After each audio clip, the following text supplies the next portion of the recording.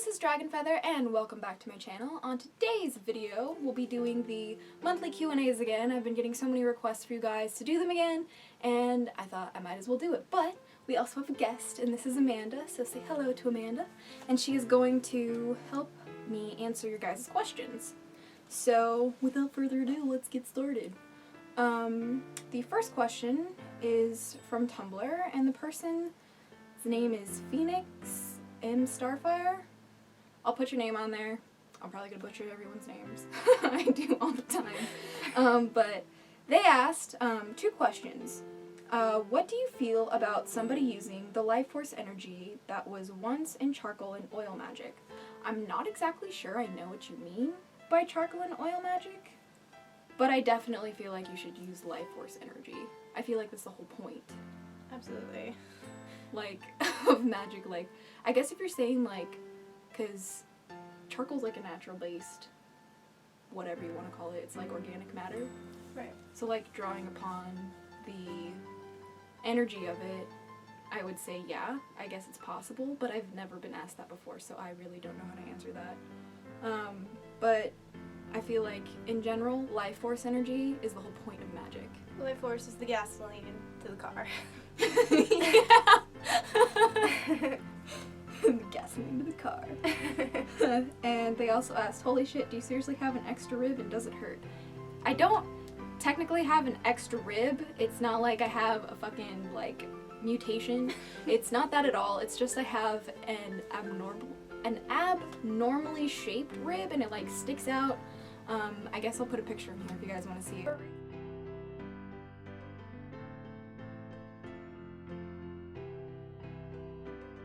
Hurt. That's why I smoke weed. Yay. Yay for weed. Yay for weed. The next question is also from Tumblr, and Anonymous asked, what is your knowledge and judgment of vampires? So I know that there's a lot of controversy around vampires, especially with the whole Twilight thing and, like, Vampire Diaries and, like, whatever else. The media. The media. But to my knowledge, I know that there are 3 types of vampires that, like, actually exist. There is the psychic vampires, which feed off of energy. There's the vampires that feed off of blood, and then there's hybrids, which do both. I actually, like, we watched this thing from Oprah, like, her Halloween It was special. Tyra. Oh, Tyra, my bad. Totally Tyra. No, it was Tyra. I'll leave a link down below. It's on YouTube, so it's really amusing if you want to learn about vampires. My judgment of them, for a long time, I actually kind of thought I was a vampire, not gonna lie. I tried to convince everybody that I was a vampire myself. It was a day-to-day thing. But yeah, I've always loved vampires. I, for a really long time, did not like the sun. Ditto. Just, like, hide in the shadows, and I strive to be pale, and you are vampires.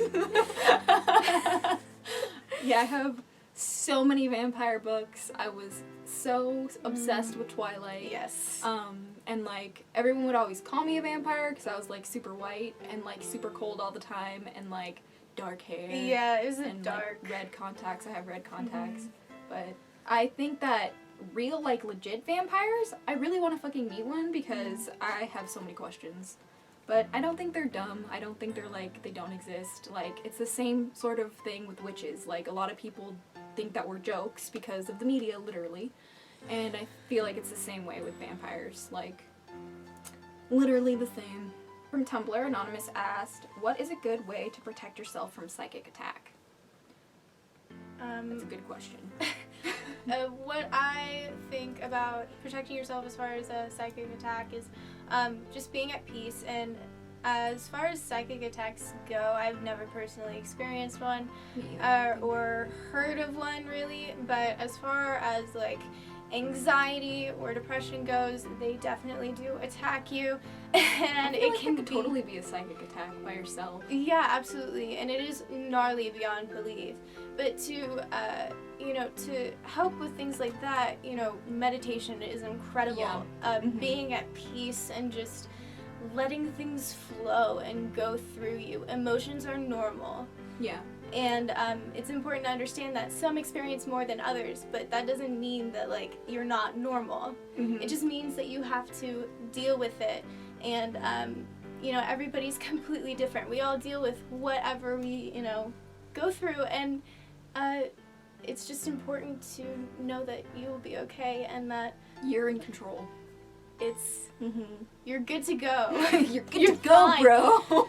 just let it go and just be at peace. And I know it's harder than it seems, but another thing, especially if you're really concerned about psychic attacks, something that you can do daily is you can, it's a form of meditation. Like she said, meditation is probably key for this. But it's putting up a shield, like a psychic shield around you. And in the morning, like part of your daily routine, you meditate and visualize a shield for yourself. It can be made out of whatever you want. Me, when I visualize a shield around myself, usually I kind of like envision like this cover of like really strong dragon scales around me. But like I've heard people like envision like disco balls around them because the mirror reflects the energy away from them. I've heard of like, what's it called? Like envisioning yourself in a crystal ball, or literally whatever makes you feel comfortable. Like put yourself into a shield every single day before you go about your day, if you're really concerned about it. like a cocoon. Literally like a cocoon. From Tumblr, Anonymous asked, "Hello, DragonFeather. How does one's star sign and moon sign come into play? For instance, we all have qualities of all the zodiacs, but let's say your moon sign and sun sign are compatible, but you feel like both influence you equally. Can they play a role in the day-to-day life of a person?" Any thoughts? So, yes. I feel like everybody is influenced by their zodiacs more than they are even aware of. Even people who are aware of it, I feel like, are influenced by it and they don't realize it. Me personally, my star sign, or sun sign, what am I talking about? My sun sign is an Aquarius and my moon sign is a Pisces. And I feel very influenced by both air and water elements. I have my entire life, and that's why I've always been kind of attracted to ice and the cold, because it's like a manifestation of both air and water together. So that's been kind of a thing, and I know that on a day-to-day basis I'm very like emotional, from like having my moon sign, which governs emotions, as a water sign, which also governs emotions, just makes me kind of out of control sometimes. But from the air aspect, I'm so creative. Like I love to create. It's like what I do in life, and I feel like it affects me absolutely on a day-to-day basis. What do you think? I personally, I have no idea as to like what zodiac signs are. I know I'm a Pisces, but I don't know my sun and moon signs. I am very emotional, and my senses are very heightened, and that's pretty much all I know on the topic. But yeah. You know, it's interesting that you say that you don't know much, so I have like a question for you, I guess. Do you feel like that our paths, our existence was written in the stars? And that's why we're governed by our zodiac signs, because it's where the stars were when we were born. I think that's an incredible thought and idea, and written in the stars. I mean, so many things are written in the stars, and we see them every night. Yeah. As far as our lives go, it could be anything.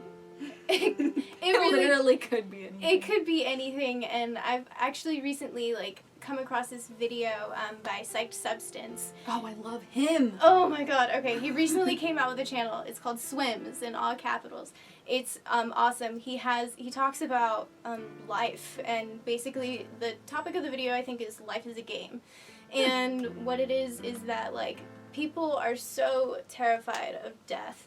And so, I mean, rightfully so. You have no idea what's going to happen. Mm-hmm. But you also have to think about, you had no idea what was going on before you were born. Exactly. We have no recollection of it, or at least most of us, the majority of us, I don't think we do. Absolutely. And that's part of the journey, is to learn it. Yeah. Discover it. And so that's where, I don't know how everybody feels about it, but reincarnation is a possibility. We have no idea what it is, and what if life was a game, and the only rule to the game was that you didn't know that it was a game. Oh shit. Because if you did know it was a game, you could say, oh, I don't like this life, I'm going to, like, fuck my life. yeah, I'm just gonna go, you know, lose this vessel and then, like, move into another one, then there's no point to it. But we're continuously evolving, trying to learn more and more, and that's what keeps the world go round. So I definitely think you should check out Psyched Substance. Yeah, his I'll other definitely channel, leave links Swims. down below. It's amazing. Definitely recommend. Love Psyched Substance. Oh my god, I watch his videos so much. And the last question is from Facebook by Maria Bikiri. I'm sorry if I butchered your name. I'll put it on the screen. But she asked, how do you see yourself now since you have joined witchcraft? Do you think that it has helped you develop your inside world? Yeah, hands down, absolutely 125 million %. Ever since I started practicing witchcraft, it has completely changed my perspective on life, completely changed what I perceived to be reality, and completely gave me a sense of power, that I'm not helpless, that I can do something regardless of anyone else. Like, I have the power to change my life because I am a human being, basically. Like, yeah. And I don't know if you guys have no idea, but you guys don't know. let me start over. I actually used to watch DragonFeather before I met her, and crazy, right? Fucking insane. So I was so looking into witchcraft, and I watched her videos, and I loved her. And turns out we lived super close, and we met through a mutual friend. We met through Kaleidoscope Eyes, yeah. It was an incredible gift, and it was so changed happy. my life forever. Thank you, Courtney. You fucking rock. Thank you. Yeah, and she's continuing to help me through my life in witchcraft, and it does come it does, you know, pause every once in a while because I get caught up in life, but you know, I am trying to mend witchcraft into my life, and the little practices that I have done to get me started has been eye-opening, and it is incredible, and I'm so grateful for such a beautiful path to, you know, be open for me to continue and explore it, and I think it could change so many lives, and it's a wonderful practice. And it's so highly misunderstood too. Absolutely. Like, so many people think it's like this evil thing and think that it's like, oh, you're gonna fucking manipulate someone's free will. It's like, okay, I don't even know where that even came from. Probably some sort of random bullshit in the past, but like, honestly, I feel like at the core of witchcraft, I feel like what it is a discovery of yourself and how you can use your personal energy, power,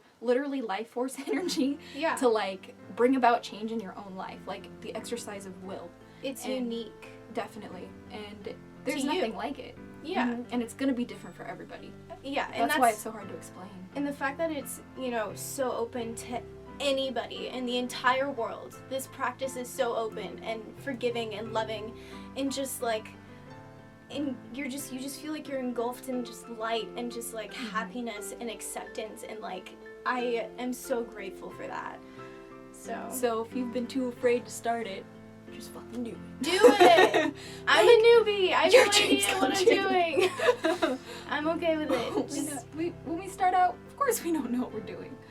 Yeah, you gotta make mistakes in order to learn. There's nothing to be ashamed about if you fall. It's because you fall to rise. Like, that's how it is. You feel like you have no idea what you're doing, but you'll get there. Just keep going. You research. The internet is incredible. And if you have any questions, seriously, ask me. Leave the comments down below for the next Q&A as well. That'll probably be the best way to get this thing going again, because I know that you guys really like these, which is kind of a shocker to me, because I didn't really I didn't really know that you guys would be into this. So I hope you guys enjoyed watching. Thank you guys so much. If you have any questions or comments, please leave them down below and let me know, and I'll get back to you as soon as I can. But until next time, stay geeky, cheeky, and freaky, little hatchlings. Blessed be and bye. Mwah.